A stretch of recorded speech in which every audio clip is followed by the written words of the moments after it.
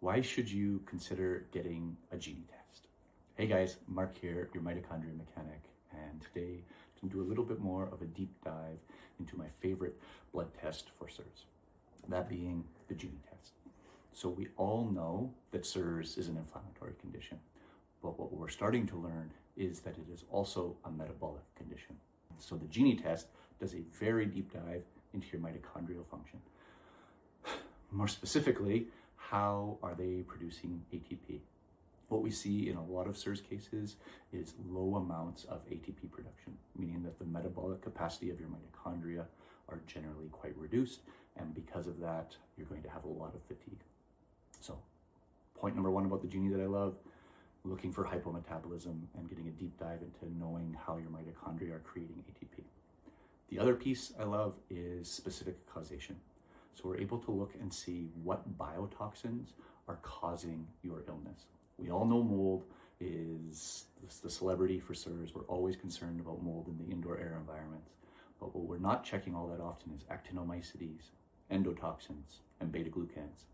And these three biotoxins all have very specific patterns found on the GENIE that we as your clinicians can identify as specific causation for you.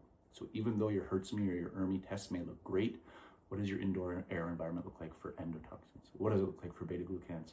And what does it look like for actinomycetes? Without the GENIE, we don't necessarily know where to look for biotoxins.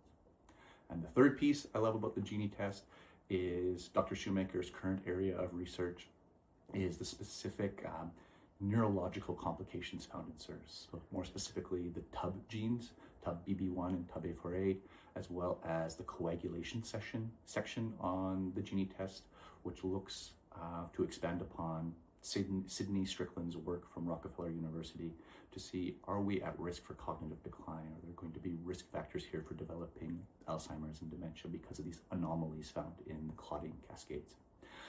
The TUB genes are more commonly associated with endotoxin exposure. So again, linking that as well as the specific causation in the GENIE itself to see, are we getting exposed to endotoxins? And it's those three pieces that I think make the GENIE test an essential tool for any sort of CIRS treatment and CIRS management. So if you've already done your MMP9s and your TGF-beta1s, check out the GENIE test. It gives a lot more information, and it's especially helpful if you find that you're struggling or you're just not getting traction in your CIRS treatment.